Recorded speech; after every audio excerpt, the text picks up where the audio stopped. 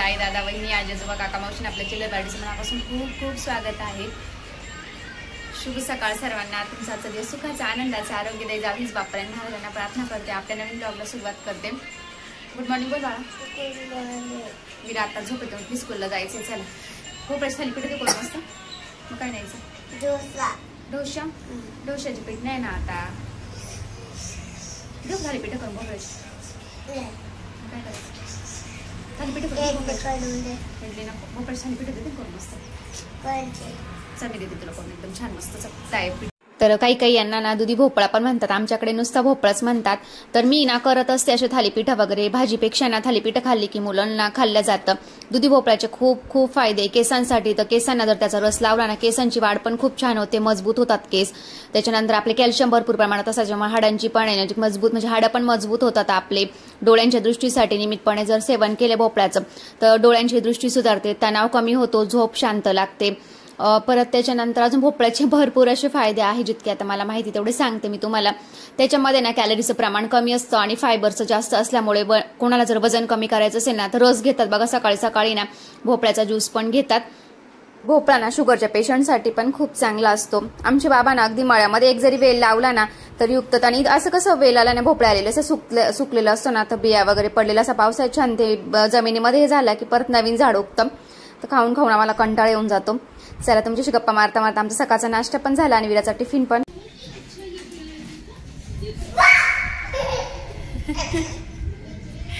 आली दीदी आली ना स्कूल मधून। शी शूज लावून नको लावू इकडे चिची। चला गडद चल आ दीदी आली नाही, आनंद झाला पहिले आनंद झाला। व्हेरी गुड एकदम। बरं ठीक आहे शूज काढ बाबा। आता ना विरासाठी डाळ खिचड करते तयारी करून घेतली सगळी आणि इथे कांदा वगैरे अद्रक लसूण फ्राय करायला ठेवले। एकच मिरच्या घेतल्या मुलांसाठी करते ना मग फिक्क दोघाही खातील, शिवाय खाईल गरम गरम आणि साजूक तुपामध्ये मस्त हे करून घ्यायचं। एकदम मस्त झाला आपला डाळ खिचडा बघा, हॉटेलला होतो ना अगदी तसंच। काय झालं काय गरम वाफ येते खूप। याच्या मस्त साधूक तुपाची धार टाकायची एकदम छान लागतं। आता मस्त तूप टाकणार मुलांना देणार आहे मी। लाडू बनवते, माझी देवपूजा वगैरे झाली, 6:45 वाजले। आता मस्त बाहेर बसली गॅरेजमध्ये एकदम छान गुलाबी गुलाबी हवा मस्त स्वेटर वगैरे घालून। पोरांना मखाना भाजू दिला खायला खाताय। शिव चालेल कुठं चालला इकडे शिव ना व्हिडिओ काढायचा असला का असा मध्ये मध्ये येत राहतो। खजूर घेतली मी, ड्रायफ्रूटचे लाडू बनवते। सगळे जेवढे ड्रायफ्रुट्स आहे ना तेवढे सगळे प्रकारचे टाकणार आहे मी, म्हणजे माझ्याकडे जेवढे आहेत सगळ्या प्रकारचे जेवढे माझ्याकडे आहेत तेवढे। तर आज ना मखाना वगैरे नव्हता ना, मखाना कसं आहे ना त्याच्या ब्लड प्रेशर कंट्रोल होतं, किडनीसाठी मखाना चांगला असतो, वेट कंट्रोल मध्ये वाढतं पण कंट्रोल मध्ये खाल्लं कसं आहे मखाण्याचं नको तर मखाण्याचे खूप फायदे। तर विराला ना कॅल्शियम जरा बरेच मी म्हणत राहते कॅल्शियम खूपच कमी झाले त्याच्यामुळे झोपेत रडणं वगैरे तिचा। तर आम्ही ना आता जेवण झाले आमचे, 10 वाजले आता 10:15 लाडू करायचे मला। आता मी ना ड्रायफ्रुट्स वगैरे भाजायला घेते। सकाळी वेळ नाही राहत, आता स्कूलला जायचं। झोपा आता तुम्ही। औषध वगैरे दिलंय विराला, थोडी सर्दी खोकला झाला ना वातावरण बदललं।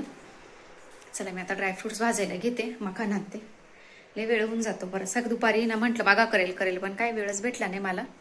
खसखस आहे ना आपल्या मेंदूसाठी खूप चांगली असते, त्याने ना बुद्धी तल्लख होत असते। अगदी शिवची आणि विराची वेळेस मी डिलिव्हरी झाली तेव्हा माझी मम्मी मला आणि त्याची आमच्याकडे खळगुट म्हणतात, तुमच्याकडे काय म्हणता नक्की सांगा। डिलिव्हरी झाल्यानंतर देत असतात तिकडे। तर माझी मम्मी मला त्याची भाजी करून द्यायची खोबरं वगैरे सगळं टाकून। तर इथे मी ना मगज बी भोपळ्याच्या बिया पण भाजून घेतल्या। हे मगज बी आणलं होतं पण ते ना त्याचा वास येत होता, मग त्यामुळे म्हटलं काढूनच टाकूया, नकोच एवढं सगळं टाकायचं, एवढं खर्च करायचा, आपण एवढं सगळं टाकायचं, एवढी मेहनत करायची, खर्चापेक्षा महत्वाचं। तर सगळे लाडू बेस्ट जाणार। मम्मी ना शेवटी त्या बिया वास घेऊन बघती, त्याच्यानं असा स्मेल येत होता असा थोडासा वेगळाच। तर मग मी ना काढूनच टाकलं, म्हटलं नकोच त्या बिया। तर आता इथे मखाना भाजून घेते, मखाना छान मस्त परतून घ्यायचा।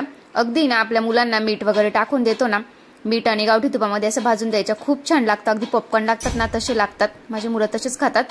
तर इथे ना मी मस्त छान भाजून घेते आणि भाजल्यानंतर ना आपण असे ना हाताने ना असे कुस करून बघायचे, थोड्याशा 2-3 बघायच्या की व्यवस्थित झाला की नाही। एकदम असे ना मस्त छान असे कडक कडक होतात ते, एकदम आपण कसं म्हणतो खरपूस तशा पद्धतीने होतात। इथे ड्रायफ्रुट्स ना सगळे मी साजूक तुपामध्ये छान फ्राय करून घेणार आहे। किती नाही म्हटलं तरी ना त्याच्यामध्ये थोडंसं ओलावा मॉइश्चर असतंच ना, तर छान आणि भाजून घेतलं ना साजूक तुपामध्ये की मस्त त्याची ना चव वेगळी लागते. अशी कच्ची याची वेगळी चव लागते कच्ची आपण डायरेक्ट लाडूमध्ये टाकले तर, आणि असे फ्राय करून टाकले छान असे खरपूस लागतात लाडू आणि मस्त खायलाही छान लागतात. आणि ड्रायफ्रुट्स असे थोडे फ्राय करून घेतले ना तर मग लाडू लवकर येणार, त्याचा वास पण येत नाही आणि खराब होत नाही. मेन म्हणजे इथे मी ना पिस्ते पण भाजूनच घेतेय, कारण की विरा कशी ना असे पिस्ते खात नाही, नाटक करते. मग काय करते मी, दिलं का ती ड्रायफ्रुट्स म्हणजे पिस्ते ना तिला आवडतच नाही बिलकुल. ती नेते आणि सोप्याच्या मागे टाकते. मग सकाळी जेव्हा झाडू मारायला मी घेते ना तेव्हा मला ते सापडत असतात. म्हटलं जाऊ दे तर लाडू मध्येच टाकून देते मी ड्रायफ्रुट्स. तिथे खजूर मी ना थोडीशी तुपामध्ये हे करून घेते, म्हणजे जेणेकरून ती कसं चिकट असते ना, मग ती कढईला चिकटला जाईल. मग मी ना तुपामध्येच इथं भाजून घेते छान मस्त, भाजून म्हणजे व्यवस्थित हे करून घेते. एकदम छान गोळा होतो नंतर मऊसूत. आणि त्यामध्ये आपल्याला सगळे जे ड्रायफ्रुट्स आहेत ना ते टाकायचे. तुम्ही अगदी याच्यामध्ये अर्धे सगळे असतात ना, आपण म्हणतो ना बारीक म्हणजे अर्धे वगैरे करून टाकतो, तसे टाकले तरी चालेल. खोबरं टाकायचं नेमकं माझ्या लक्षात नाही राहिलं आणि मनुकेन ते पण लक्षात नाही राहिलं माझ्या आणायचं. तर म्हटलं आता जेवढं आहे ना तेवढं तरी टाकूया, नंतर नेक्स्ट टाइम बनवेलच मी तेव्हा टाकेल. तसं एकदम बारीक मी हे केली मखाण्यामुळे त्याची थोडासा कलर वगैरे चेंज झाला. जर कुणा ताई बहिणींना आजींना जर खरंच म्हणजे असं प्रॉब्लेम असेल ना, पाय दुखणं वगैरे, अशी कॅल्शियम्स कमी असतात, एनर्जी लेवल कमी असते किंवा असं थकवा आल्यासारखं वाटत असेल ना, तुम्ही पण हा एक लाडू ना खात जा सकाळी सकाळी. मी पण खाते, कारण की एवढं दिवसभर आपल्याला उभं राहावं लागतं सगळ्यांसाठी ना, आपण स्वतःकडे लक्ष देत नाही. तर नक्की करा. मुलांसोबत तुम्ही पण खात जा, दादा वगैरे आपल्या घरातले आहे ना काका त्यांना पण देत जा. तर खूप छान मस्त लाडू होता ते पौष्टिक. तर इथे ना व्हॉइस ओव्हर करते मी. फॅन चालू होता, शिवून ते झोपले होते रात्रीचे ना 11:15 वाजले होते, तर माझा आवाज एकदम कमी येत होता. मी आता व्हिडिओ ऐकला तर म्हटलं जाऊ दे व्हॉइस ओव्हरच करते. हे मिश्रण आहे ना गरम गरम आहे तोपर्यंतच आपण छान मिक्स करून घ्यायचं, म्हणजे जास्त गरम पण नाही, आपल्याला चटका बसेल इतकं पण नाही, थोडं थंड होऊन द्यायचं. छान मळून घ्यायचे. तर मी छान एकत्र करून घेतले एक जीव आणि लाडू वळतीये. चला तर माझे लाडू करून झाले, बरोबर 12 वाजले. आता खूप झोप येते मला, फायनली झाले. तर मी आता ह्यावेळेस असे केले, एकदम बारीक करून घेतलं सगळं जे आहेत ना ड्रायफ्रूट सगळे बारीक करून घेतले, जेणेकरून शिवला पण खाता येईल, कारण की गळ्यात अडकण्याची खूप भीती असते त्याच्यामुळे. नेक्स्ट टाइम आता वेगळ्या पद्धतीने करेल. तर आजच्या व्हिडिओचा इथेच एंड करते. व्हिडिओ कसा वाटला नक्की मला कमेंट्स करून सांगा. व्हिडिओ आवडला असेल ना, व्हिडिओ लाईक शेअर आणि सबस्क्राईब करा आपल्या चॅनलला. पुन्हा भेटू नवीन व्हिडिओ सोबत. तोपर्यंत सर्वांना बाय बाय आणि शुभरात्री सर्वांना.